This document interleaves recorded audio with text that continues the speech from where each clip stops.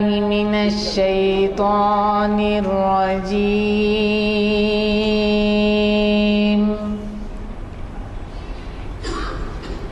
بسم الله الرحمن الرحيم.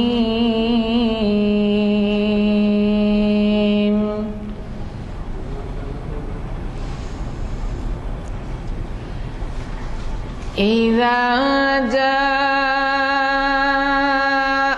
نصر الله والفتح ورأيت الناس يدخلون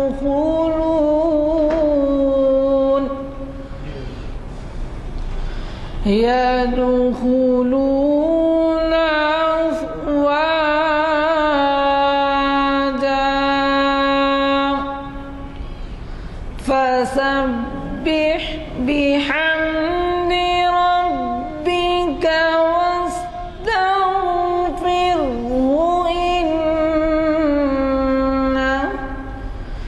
إنه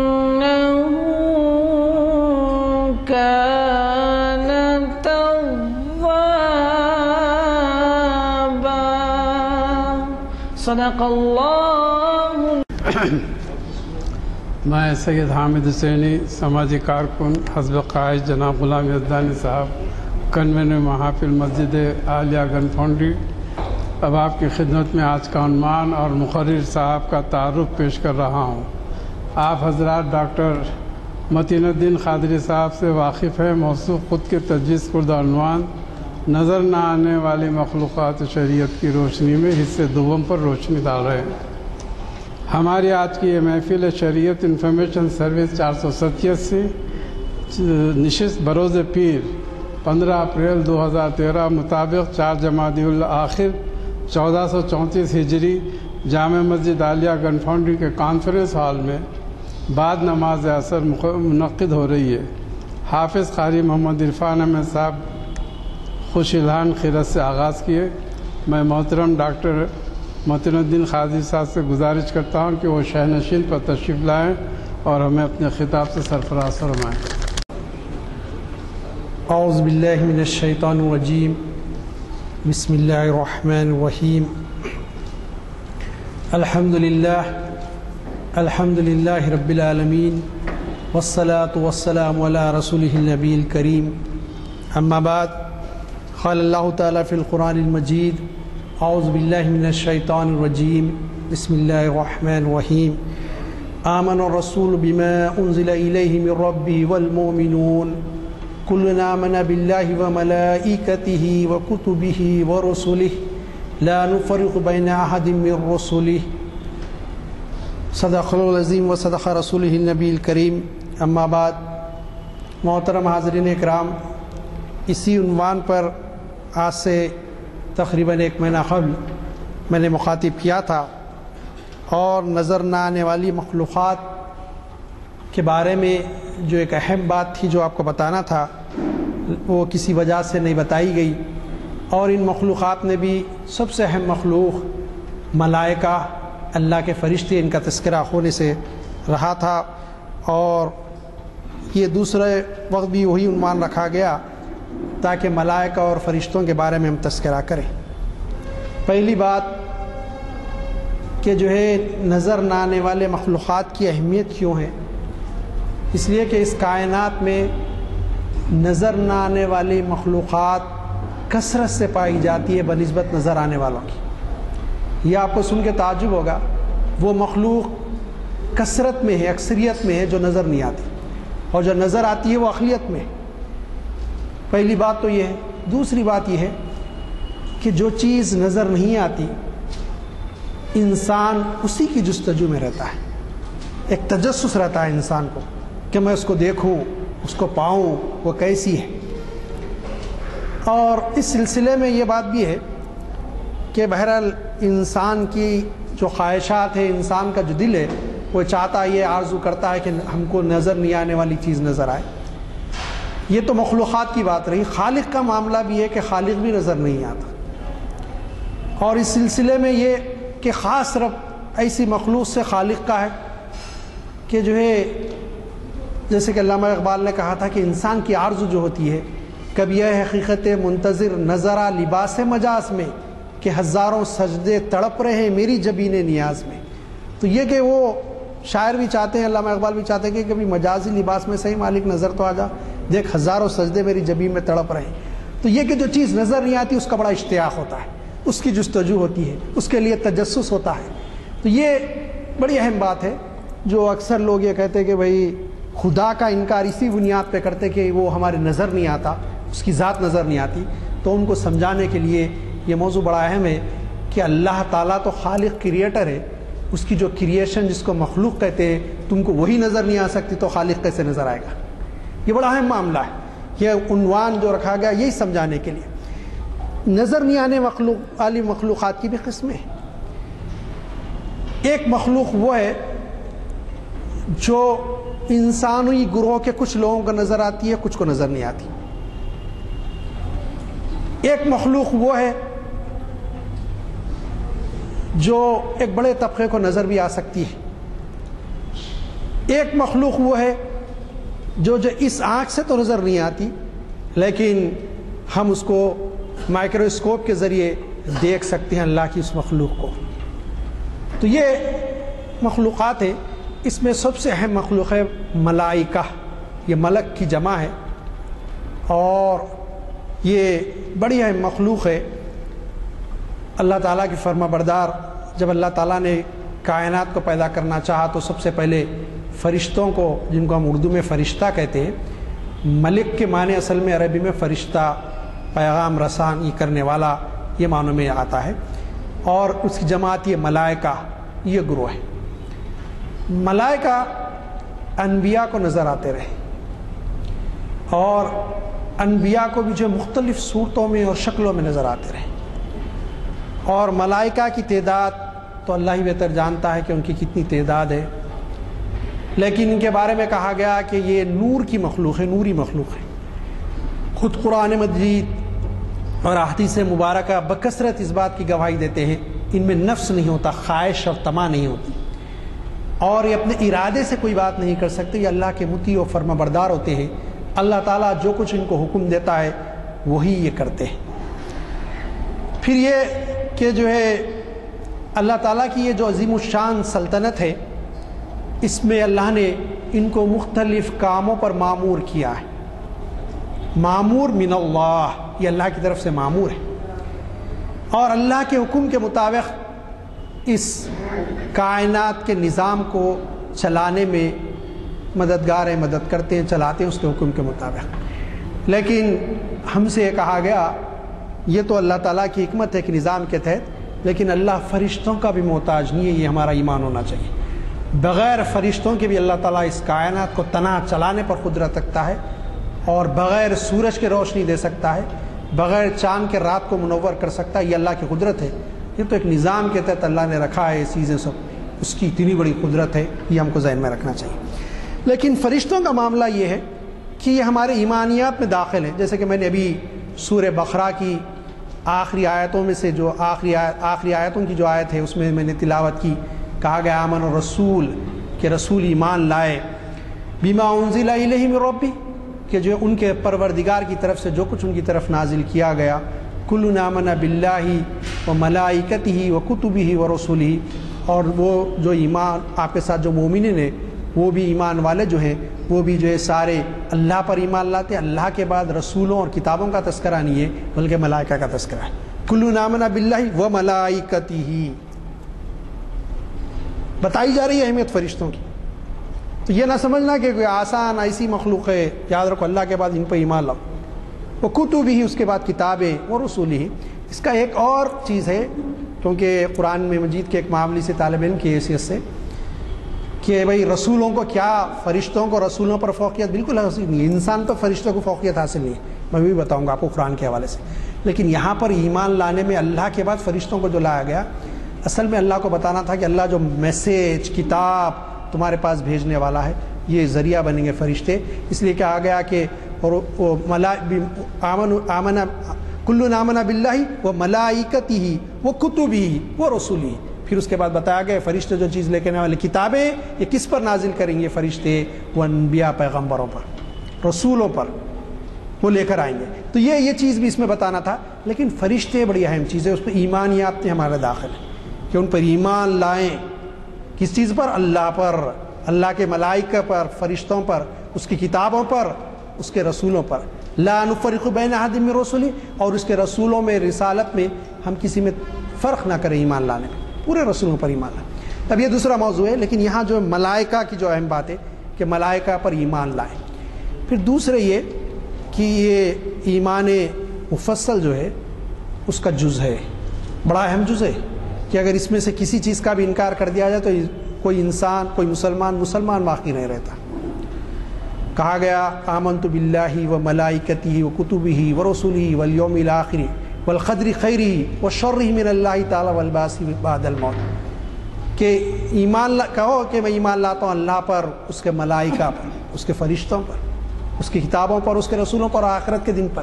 تو یہاں پر بھی یہ جزء ایمان ہے کہ ملائکہ پر ایمان لایا جائے۔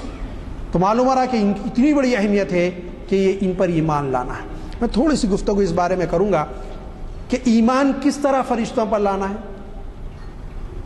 کہ یہ بذات خود کوئی چیز نہیں ہے، مخلوق ہے اللہ کی، اور یہ کوئی ماورا ہستی نہیں ہے، یہ اللہ کے کارندے ہیں اس کائنات کو چلانے کے لیے، ایک نوری مخلوق ہے۔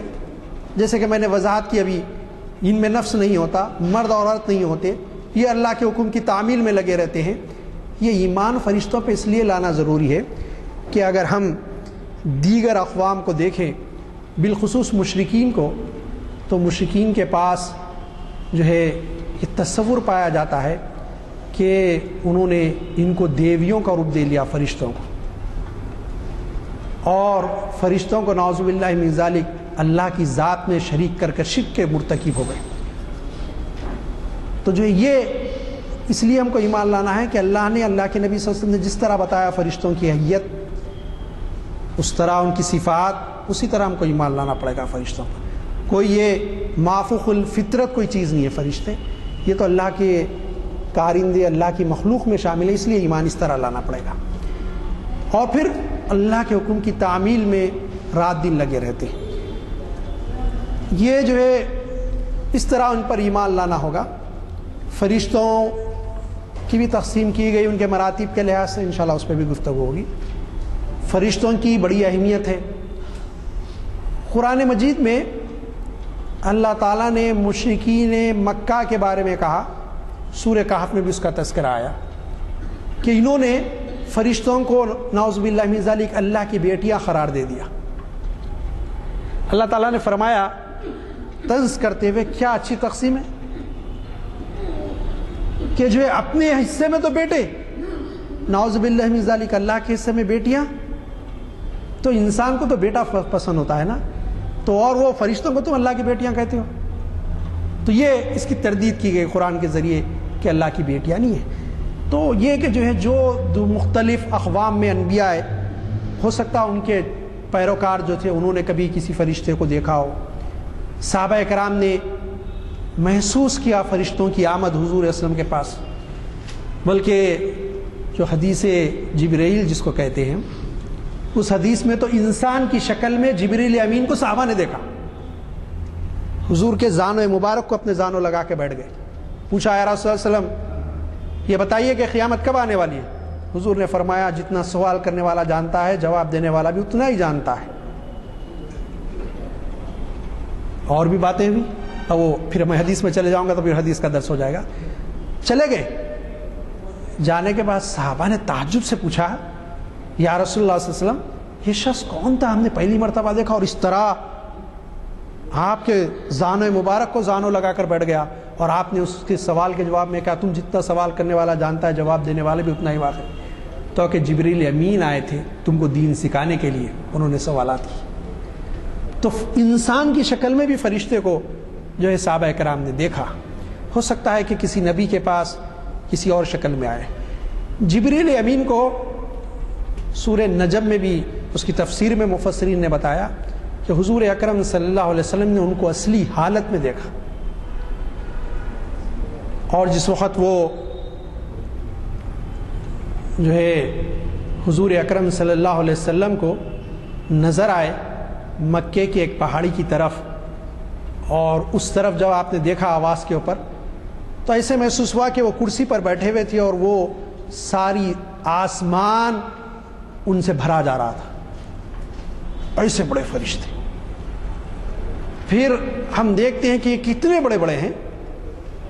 روایتوں میں آتا ہے ملک الجبال، پہاڑوں کا فرشتہ، معلوم ہو رہا کہ ہر ایک کی اللہ نے تقسیم کر کے رکھی ہے، پہاڑوں کا بھی فرشتہ ہے۔ طائف کے میدان میں حضور اکرم صلی اللہ علیہ وسلم نے جب دین کی دعوت دینے اہل طائف کے پاس پہنچے تو انہوں نے شریر بچوں کو لگا دیا اور آپ کو لہو لہان کیا گیا، آپ پہ غشی طاری ہوئی۔ حضرت زید جو آپ کے غلام تھے وہ آپ کو تھام رہے تھے۔ حضور اکرم صلی اللہ علیہ وسلم نے فرمایا، غزوہ احد کے بعد لوگوں نے پوچھا اسلم غزوہ احد کے دن سے بڑا بھی کوئی دن آپ پہ تھا؟ تو آپ نے فرمایا ہاں اس سے بڑا دن بھی تھا مجھ پر، وہ طائف کا دن تھا۔ ایسی مشکل ایسے مسائل، اس وقت ملک الجبال حاضر ہوا، کہا ہے رسول اللہ حکم دیجئے ایک پر کی نوک ان پہاڑوں کے درمیان گاڑ دوں اور ان کی کایا پلٹ کے رکھ دوں۔ معلوم ہوا اتنے طاقتور، ان کے پر ایسے طاقتور پر بھی ہوتے ہیں ان کو کہ ایک پر کی نوک گاڑ دے تو زمین کو پلٹا کے رکھ دے، ایسے طاقتور فرشتے۔ یہ اللہ کی مخلوق ہے۔ اس سے پہلے میں نے یہ مخلوق میں کہا، اللہ نے فرمایا قرآن میں کہ ہماری فوج ہے نظر نہیں آنے والی اور ہم پے در پے ان کو چاہے تو بھیج سکتے ہیں۔ یہ فرشتے بھی فوج ہے اور قیامت میں یہ ہجوم کی شکل میں، فوج کی شکل میں حاضر ہوں گے تاکہ جو ہے عذاب دینے والوں کو، گناہ گاروں کو، کافروں کو، مشرکین کو یہ دوزخ میں لے جا کر ڈالیں گے اور وہ خطرناک ہوں گے۔ کوئی طاقتور انسان کتنی بھی طاقت رکھ لے ان کے سامنے اس کی کوئی طاقت اس وقت کام آنے والی نہیں۔ جہاں تک فرشتوں کا علم کا معاملہ ہے، سب جب اتنی طاقتور مخلوق ہے، ہماری آپ کی کیا حیثیت؟ پھر فرشتے کیا ہم سے اعلیٰ نہیں؟ سوال پیدا ہو سکتا ہے۔ اس سوال پہ میں تھوڑا سا رکتا ہوں۔ میں نے آپ سے کہا تھا کہ مخلوقات میں ایک ایسی مخلوق بھی ہے جو ہر کوئی احساس کرتا ہے اس مخلوق کا، دیکھ نہیں سکتا ہر کوئی۔ میں نے فرشتوں کے بارے میں، اس سے پہلے جنوں کے بارے میں کہا، جن اور شیاطین سب نہیں دیکھ سکتے لیکن ایک گروہ دیکھتا ہے انسانوں کا، نظر آتے، جن بھی نظر آتے ان کو۔ حضور اکرم صلی اللہ علیہ وسلم کے آتے تو کئی جنہوں نے تائب ہوا، بیعت کی، ایمان لایا۔ قرآن مجید اس بات کا گواہ ہے، احادیث مبارکہ ہے، صحیح ستہ کی احادیث موجود ہیں۔ پھر کئی صحابہ سے جنہوں نے ملا اور تذکرہ کیا، کئی ایسے واقعات منقول ہیں جس میں جنوں کا ایمان لانا ثابت ہے۔ شیاطین کا معاملہ ہے، شیاطین کو بھی لوگ دیکھتے ہیں، لیکن ہر ایک کے بس کی بات نہیں ہے ان کو دیکھے، یہ نظر آئیں۔ یہ تو جو ہے بصارت کا معاملہ نہیں، بصیرت کا معاملہ ہے۔ یہ جسمان ہمارے چہرے پر جو آنکھیں، یہ دو آنکھوں کا معاملہ نہیں، وہ دل کی آنکھیں چاہیے جو ان کو دیکھ سکے۔ اب معاملہ رہا جس مخلوق کا میں تذکرہ کیا، جس کو سب محسوس کرتے ہیں، وہ ہوا ہے۔ ہوا کو کوئی دیکھ نہیں سکتا لیکن ہر کوئی شخص محسوس کرتا ہے، یہ بھی اللہ کی مخلوق ہے۔ اور ہوا ایک عذاب کی شکل میں بھی امتوں پہ بھیجی گئی جن امتوں نے اللہ کی نافرمانی کی۔ تو آج بھی ہم دیکھتے ہیں کئی جگہ سیلاب جو آتے ہیں وہ ہواؤں کے ذریعے آتے ہیں اور ہواؤں کے ذریعے لوگوں کے گھر برباد کر دیے جاتے ہیں۔ یہ بھی اللہ کی ایک فوج ہے جس کو انسان آنکھ سے نہیں دیکھتا، ہوا کو دیکھ نہیں سکتے، محسوس کر سکتے کہ ہوا چل رہی ہے۔ تو میں آپ سے کہہ رہا تھا کہ فرشتوں کے بارے میں، ملائکہ کے بارے میں، علم کے معاملے میں اللہ نے انسان کو جو علم دیا، جو عقل دی، غور و فکر کے لیے جو سوچ و سمجھ عطا کی، جو علم عطا کیا، وہ فرشتوں سے انسان کو بڑھا دیا اور انسان کو بڑا مرتبہ اللہ تعالیٰ نے عطا کیا۔ سورہ بقرہ میں وہ ہم دیکھتے ہیں کہ جو ہے اللہ تعالیٰ نے جب انسان کو پیدا کیا، اس کی تصویر بنائی، صورت شکل بنائی، تو اللہ نے فرشتوں کو حکم دیا کہ سجدہ کریں۔ سارے فرشتے سجدے میں گر چکے سوائے ابلیس لعین کے، شیطان مردود کے، وہ سجدہ نہیں کی۔ پھر اللہ نے فرشتوں سے کہا کہ میں اس کو اپنا نائب اور خلیفہ بنانا چاہتا ہوں۔ تو فرشتے اللہ کے حکم کی تعمیل میں سجدہ تو کرے، لیکن انہوں نے اس وقت ایک اعتراض کیا۔ انہوں نے کہا کہ مالک کیا ضرورت ایسی پیش آ گئی کہ اس کو جو ہے خلیفہ بنایا جائے؟ یہ تو مٹی کے گارے سے پیدا کیا گیا، اس کے فطرت میں شر ہے، یہ جو ہے زمین پر جائے گا تو فساد پیدا کرے گا۔ نحن نسبح ونقدس لک، انہوں نے کہا کہ ہمیں جو آپ کی تسبیح اور پاکی بیان کرنے والے موجود ہیں، پھر ان کو کیوں پیدا کرتے ہیں آپ؟ کیوں زمین کی وراثت ان کو دی جا رہی ہے؟ انہوں نے دیکھا کہ اختیار دے کر اللہ ان کو بھیج رہا ہے، تو ظاہر ہے کہ جب اختیار ہوگا، فرشتوں کو کوئی اختیار نہیں، اپنی مرضی سے کچھ نہیں کر سکتے، صرف معروضات پیش کرتے اللہ کے دربار میں کہ مالک یہ بندے کو معاف کر، کہ دعا کرتا ہے تو کہتے ہیں کہ مالک اس کی دعا قبول کر، اور اللہ کے حکم کی تعمیل میں سب کچھ کام کریں گے، اپنی مرضی سے کچھ نہیں کریں گے، صرف معروضہ پیش کریں گے کسی کے بارے میں۔ تو یہ کہ جو ہے فرشتوں کو سجدہ کیا اور فرشتوں سے سجدہ کرایا، قرآن مجید کی بے شمار آیتوں میں اس کا تذکرہ ملتا ہے۔ سورہ اعراف آیت نمبر 11، سورہ بقرہ رکوع نمبر 4، اس میں جو ہے آدم کی نیابت کا تذکرہ جو بھی آپ سے تذکرہ کیا وہ ہے۔ سورہ اعراف آیت نمبر 11 میں آیا وَلَقَدْ خَلَقْنَاكُمْ ثُمَّ صَوَّرْنَاكُمْ ثُمَّ قُلْنَا لِلْمَلَائِكَةِ اسْجُدُوا لِآدَمَ فَسَجَدُوا إِلَّا إِبْلِيسَ لَمْ يَكُنْ مِنَ السَّاجِدِينَ۔ اب اللہ تعالیٰ اس میں سورہ اعراف میں اللہ نے فرمایا کہ ہم نے ان کو پیدا کیا، انسان کو، اور کی صورت بنائی، پھر ہم نے کہا فرشتوں سے کہ وہ آدم کو سجدہ کریں، سب نے سجدہ کیا سوائے ابلیس کے، اور وہ سجدہ کرنے والوں میں سے نہ تھا۔ سورہ الحجر آیت نمبر 30، فسجد الملائکۃ کلہم اجمعون، چنانچہ تمام فرشتوں نے سجدہ کیا۔ اس کے آگے بھی کہا گیا کہ شیطان نے سجدہ نہیں کیا، کیونکہ جن اور شیاطین کا معاملہ اس سے پہلے گزر چکا، اس لیے میں اس کو چھوڑتا ہوں۔ اس طرح سورۃ الکہف، سورہ بنی اسرائیل کی آیت نمبر 61، اس میں بھی کہا گیا۔ سورۃ الکہف آیت نمبر 50، وَإِذْ قُلْنَا لِلْمَلَائِكَةِ اسْجُدُوا لِآدَمَ فَسَجَدُوا إِلَّا إِبْلِيسَ كَانَ مِنَ الْجِنِّ فَفَسَقَ عَنْ أَمْرِ رَبِّهِ أَفَتَتَّخِذُونَهُ وَذُرِّيَّتَهُ أَوْلِيَاءَ مِن دُونِي وَهُمْ لَكُمْ عَدُوٌّ وَبِئْسَ لِلظَّالِمِينَ بَدَلًا۔ اور یاد کرو جب ہم نے فرشتوں سے کہا آدم کو سجدہ کرو تو انہوں نے سجدہ کیا، مگر ابلیس نے نہ کیا، وہ جنوں میں سے تھا، اس لیے اپنے رب کے حکم کی اطاعت سے نکل گیا۔ کیا تم مجھے چھوڑ کر اس کو اور اس کی ذریت کو اپنا سرپرست یا ولی بناتی ہو، حالانکہ وہ تمہارے دشمن ہے، بڑا ہی برا بدلہ ہے جیسے ظالم لوگ اختیار کر رہے ہیں، اللہ تعالیٰ کو چھوڑ کر شرک کی روش اختیار کر رہے ہیں، اور جو ہے یہ شیطان کے راستے پر چل رہی، معبودان باطل کی پرستش کر رہی، اور اس کے باتوں میں آ کر اللہ کی عبادت کے بجائے غیر اللہ کی عبادت کر رہی۔ تو اللہ نے فرمایا کتنا غلط ہے یہ جو کچھ کر رہے ہیں، یہ ظالم لوگ ہیں، انہوں نے ظلم کو اختیار کیا اور اللہ کے دشمن کو اپنا ولی بنا لیا، مددگار بنا لیا۔ یہاں پر بھی ہم دیکھتے ہیں کہ فرشتوں کے سجدے کا تذکرہ، مقام آدمیت کا تعین کہ انسان کا کیا مقام ہے، کہ یہ مسجود ملائک ہے کہ فرشتوں نے سجدہ کیا۔ کئی آیتوں میں، سورہ 7 آیت نمبر 73، فسجد الملائکۃ کلہم اجمعون، اس کے حکم کے مطابق سب فرشتے سجدے میں گر گئے۔ محترم حاضرین اکرام، فرشتے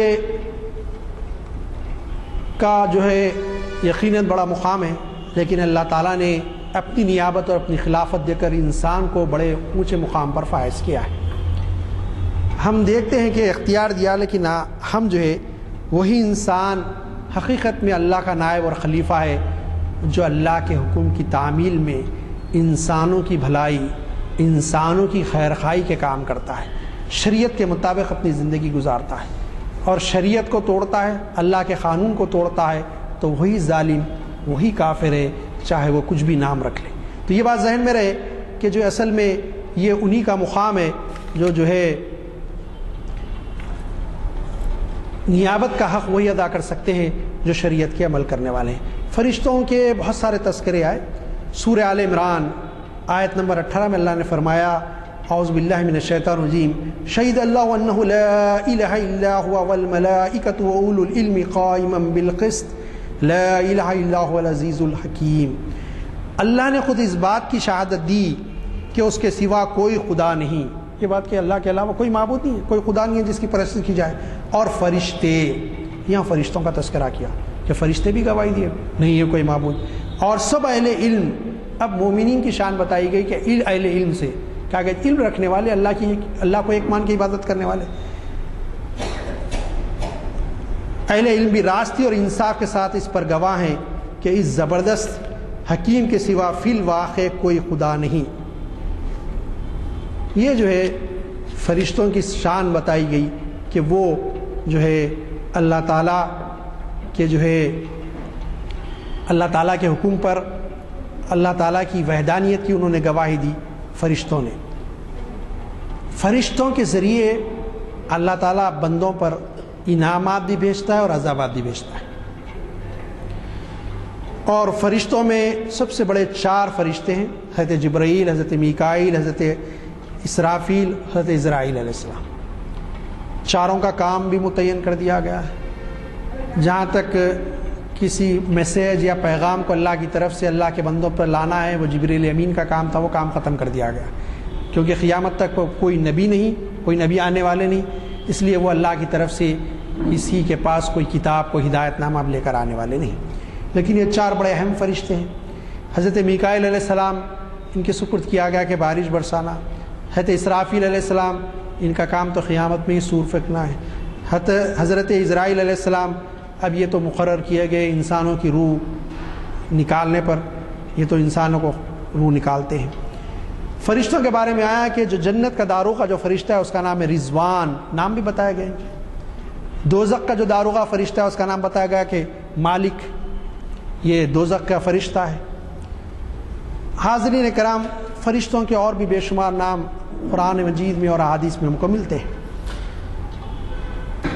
جو شر کا علم لے کر دنیا میں آئے وہ بھی 2 فرشتے تھے۔ قرآن مجید میں اس کا تذکرہ کیا گیا، کہا گیا اعوذ باللہ من الشیطان وما انزل علی الملکین ببابیل ہاروت و ماروت۔ 2 فرشتے اللہ نے شہر بابل میں اتارے جو ہے ہاروت اور ماروت نامی تھے۔ یہ جادو کا علم لے کر آئے تھے دنیا میں، ان کا نام ہاروت اور ماروت تھا۔ اس کے علاوہ فرشتے مختلف کام کرتے رہتے ہیں، اور فرشتوں سے بعض لوگوں نے دشمنی کی، بالخصوص یہود اور نصارہ نے دشمنی کی۔ یہود کی دشمنی اس لیے تھی کہ وہ یہ سمجھتے تھے کہ جو اللہ کا فرشتہ ہے جبریل امین، وہ جو ہے آخری کتاب لے کر آئے تو آل اسحاق پر لے کر آئے، اولاد اسحاق پر، لیکن وہ آئی آل اسماعیل پر۔ حضور اکرم صلی اللہ علیہ وسلم آل اسماعیل میں سے، تو ان کو جبریل امین سے دشمنی ہو گئی۔ اور فرشتوں سے دشمنی کرنا بھی کفر قرآن کہتا ہے، کیونکہ وہ معمول من اللہ ہے، اللہ کی طرف سے، اپنی طرف سے کچھ نہیں کر سکتے، وہ خود حق ہیں، حق کی دعوت لے کر آتے ہیں، ان سے کوئی دشمنی کرے گا تو کفر ہے۔ سورہ بقرہ آیت نمبر 57 اور 58، اعوذ باللہ من الشیطان الرجیم قل من کان عدوا لجبریل فإنه نزله على قلبك بإذن الله مصدقا لما بين يديه وهدى وبشرى للمؤمنين۔ ان سے کہو کہ جو کوئی جبریل سے عداوت رکھتا ہے اسے معلوم ہونا چاہیے کہ جبریل اللہ ہی کے اذن سے یہ قرآن تمہارے قلب پر نازل کیا۔ وہ اصل دشمنی قرآن کے نزول کی وجہ سے، کیوں آل اسحاق پہ نازل نہ کرے، کیوں کرے آل اسماعیل پر؟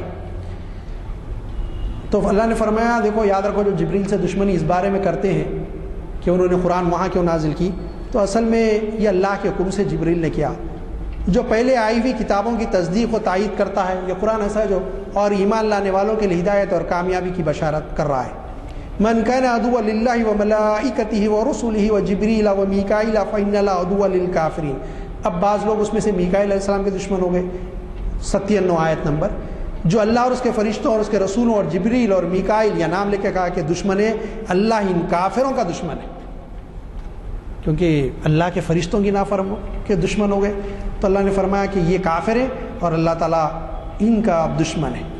اس کے علاوہ اللہ تعالیٰ فرشتوں کو خوشخبری دینے کے لیے اللہ تعالیٰ اپنے نیک بندوں اور پیغمبروں کے پاس بھیجتے رہا۔ سورہ آل عمران آیت 49، فنادت الملائکۃ وہو قائم یصلی فی المحراب ان اللہ یبشرک بیحییٰ مصدقا بکلمات من اللہ وسید وحصورا ونبیا من الصالحین۔ حضرت زکریا علیہ السلام کے بارے میں بات ہو رہی ہے۔ حضرت زکریا جب بی بی مریم کے پاس آئے اور انہوں نے محراب میں وہ چیز دیکھی، انعامات کو اللہ کے، تو انہوں نے پوچھا کہ یہ کہاں سے؟ تو انہوں نے کہا کہ اللہ کی طرف سے میرا انعام ہے۔ تو یہ ہو گیا کہ ایک عورت ایک جگہ بند ہے، بند کمرے میں، اس کے پاس اللہ کے انعامات آ سکتے ہیں، تو میں ضعیف ہو گیا، میں کیوں نہ اللہ کو پکار کے دیکھوں اللہ تعالیٰ مجھے اولاد عطا کر دے۔ اولاد نہیں تھی، کھڑے ہو گئے اور نماز پڑھ رہے تھے، تو اس کیفیت میں فرشتے آئے جب یہ دعا کرے کہ اللہ مجھے بھی اللہ کو پکارے اولاد عطا فرما، جواب میں فرشتوں نے آواز دی، فرشتے آواز دیے جبکہ وہ محراب میں کھڑا نماز پڑھ رہا تھا کہ اللہ تجھے یحییٰ کی خوشخبری دیتا ہے، وہ اللہ کی طرف سے ایک فرمان کی تصدیق کرنے والا بن کر آئے گا، اس میں سرداری و بزرگی شان ہوگی، کمال درجے کا ضبط ہوگا اس کے پاس، نبوت سے سرفراز ہوگا اور صالحین میں شمار کیا جائے گا۔ عزیزان گرامی، بی بی مریم پیغمبر نہیں تھی، فرشتے ان کے پاس بھی آئے۔ میں نے اس لیے کہا کہ اللہ کے نیک بندے اور بندیوں کے پاس بھی فرشتے آتے ہیں۔ سورہ آل عمران آیت نمبر 45، اذ قالت ملائکۃ یا مریم ان اللہ یبشرک بکلمات منہ اسمہ المسیح عیسی ابن مریم وجیہا فی الدنیا والآخرۃ ومن المقربین۔ اور جب فرشتوں نے کہا ہے مریم، یہاں تو جمع کا صیغہ لا گیا ملائک، اللہ تجھے اپنے ایک فرمان کی خوشخبری دیتا ہے، اس کا نام مسیح عیسیٰ ابن مریم ہوگا، دنیا اور آخرت میں معزز ہوگا اور اللہ کے مقرب بندوں میں شمار کیا جائے گا۔ حاضرین اکرام، یہ خوشخبری دینے والے فرشتے تھے جنہوں نے خوشخبری دی۔ فرشتے حضور اکرم صلی اللہ علیہ وسلم کے مددگار تھے اور کئی موقعوں پہ حضور کی مدد کے لیے فرشتے آئے۔ میں نے طائف کا تذکرہ کیا۔ قرآن مجید میں دو صورتوں میں، بالخصوص دو تین صورتوں میں غزوہ بدر کے بارے میں جب آتا ہے تو اللہ تعالیٰ فرماتا ہے کہ ہم نے غزوہ بدر میں فرشتوں کو نازل کیا گیا۔ سورہ آل عمران میں، سورہ انفال میں آپ پڑھیں گے تو اللہ تعالیٰ نے فرمایا کہ ایک جگہ کا 1000 نشان زدہ فرشتوں کے ذریعے، خاص فرشتے تھے جو نشانیاں لیے ہوئے تھے، ان کو اللہ نے نازل کیا تھا، اور ایک جگہ 3000، اور کہا گیا کہ اگر تم ثابت قدم رہو تو 5000 بھی ہم تمہاری مدد کو نازل کریں گے۔ غزوہ بدر میں جو فرشتے آئے وہ جو ہے اس کے بارے میں مفسرین نے بہت سارا کلام کیا کہ وہ فرشتے مسلمانوں پر جب فرشتے آئے تو حالت جنگ میں مسلمان دیکھ رہے ہیں کہ دشمن تعداد میں زیادہ ہے اور یہ کم ہے، اس کے باوجود ان پہ غنود کی طاری ہو گئی، نیند کا غلبہ آ گیا، یہ اللہ کی رحمت بن کر آئے۔ جب انسان کو نیند کا غلبہ طاری ہوتا ہے، نیند آتی ہے تو ذرا سکون محسوس کرتا ہے، تو جو خوف جنگ کا تھا وہ ختم ہوا۔ اور پھر یہ بھی کہا گیا کہ قرآن نے خود کہا کہ ثبت اقدامنا، ان کے قدم جما دیے فرشتوں نے مقابلے کے لیے۔ اور بعض روایتوں سے معلوم ہوتا ہے کہ جو سرکس مشرک تھے، کافر تھے، فرشتوں نے ان کو ہلاک بھی کیا۔ صحابہ کرام نے اس کو احادیث کی کتابوں میں نقل بھی کیا ہے۔ غزوہ بدر میں جو فرشتے نازل ہوئے اس بارے میں بخاری شریف میں کتاب المغازی میں ایک بڑی اہم روایت ہے۔ حضرت رفاع بن رافع زرقی رضی اللہ عنہ فرماتے ہیں جو غزوہ بدر میں شامل تھے کہ حضرت جبریل نے نبی کریم صلی اللہ علیہ وسلم کی بارگاہ میں حاضر کر دریافت کیا، آپ غزوہ بدر میں حصہ لینے والوں کو کیسا سمجھتے ہیں؟ یہ حصہ لیے بدر کے جنگ میں وہ کیسے سمجھتے ہیں؟ فرمایا میں نے مسلمانوں میں سب سے افضل شمار کرتا ہوں، سب سے بہتر، یا ایسے ہی کوئی دوسرا لفظ استعمال فرمایا۔ جبریل نے کہا کہ غزوہ بدر میں شمولیت کرنے والے فرشتے بھی دوسرے فرشتوں میں اسی طرح ہیں،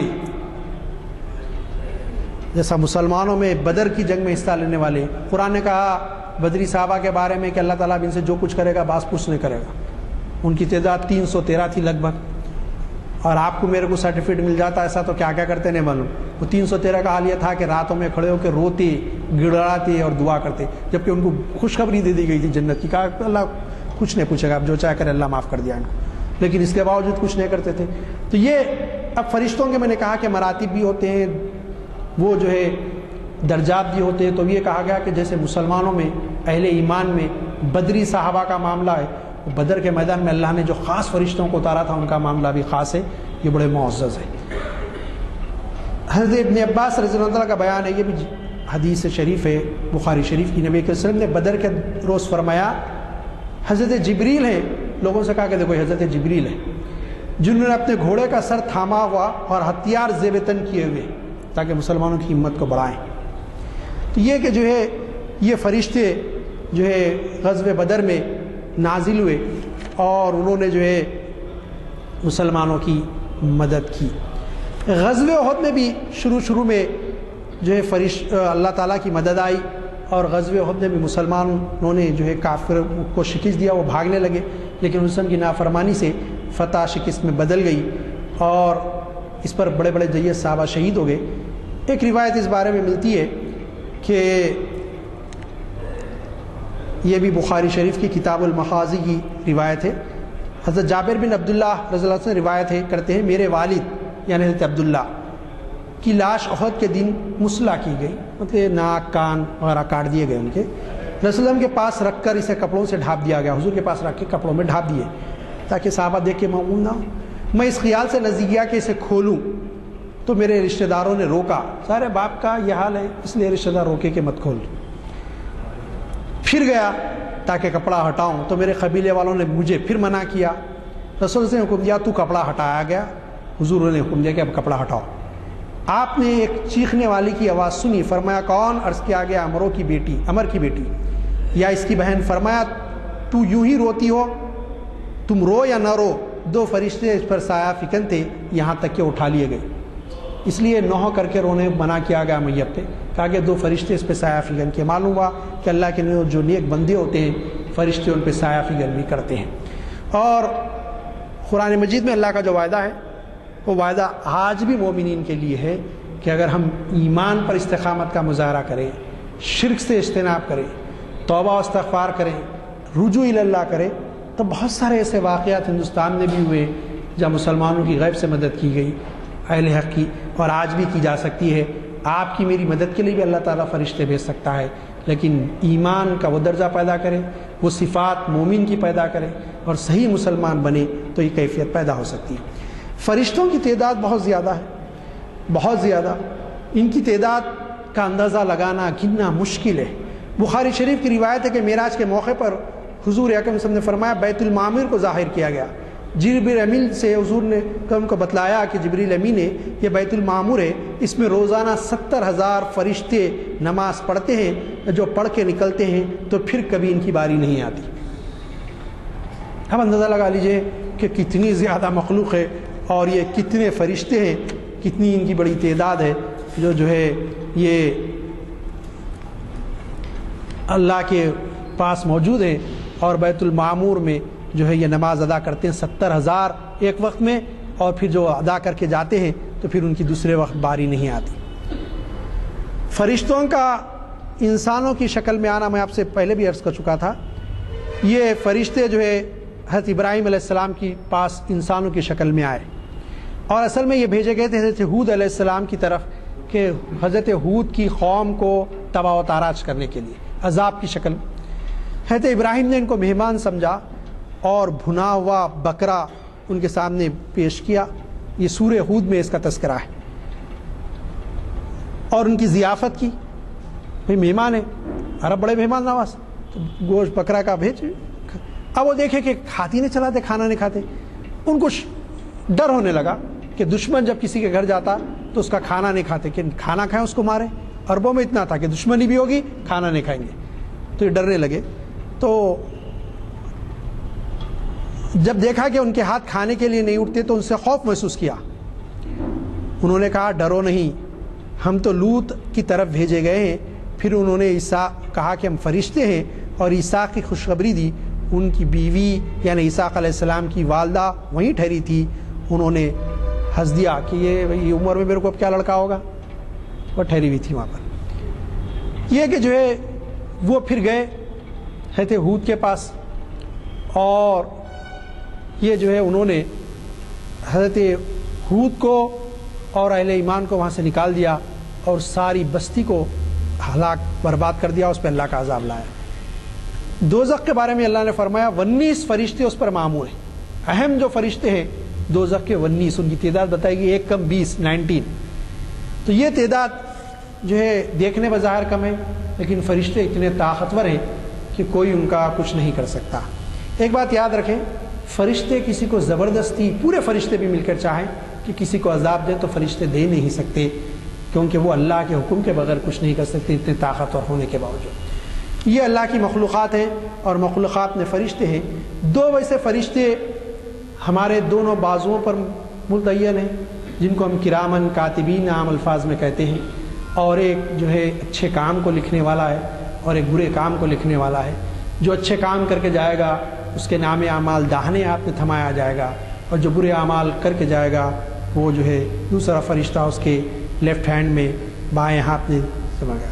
اس کے علاوہ فرشتوں کے اور بھی نام ہیں، جیسے خبر میں سوال کرنے والے فرشتے جن کو منکر نکیر کہا جاتا ہے، وہ ہم سے سوال جواب کریں گے، سوالات کریں گے، اور بھی جو ہے احادیث میں بہت سارے نام ان فرشتوں کے ہم کو ملتے ہیں۔ مختلف جو ہے فرشتے جو ہے اللہ تعالیٰ کی طرف سے مختلف کاموں پر مامور ہیں اور یہ مختلف کام کرتے رہتے ہیں۔ محترم حاضرین اکرام، یہ فرشتوں کا عنوان یہ نظر نہیں آنے والی مخلوق کا اس لیے بھی اہم تھا کہ بہت سارے اقوام ہم سے پہلے کی جو امتیں تھیں وہ گمراہ ہوئی، انہوں نے نعوذ باللہ من ذالک فرشتوں کو اللہ کی بیٹیاں قرار دیا، کسی کوئی قوم تو جو ہے دیوی ان کا تصور ان کو بنا دیا اور ان کی دیوی سمجھ کر ان کی مورتی بنا کر پوجا کرنے لگے۔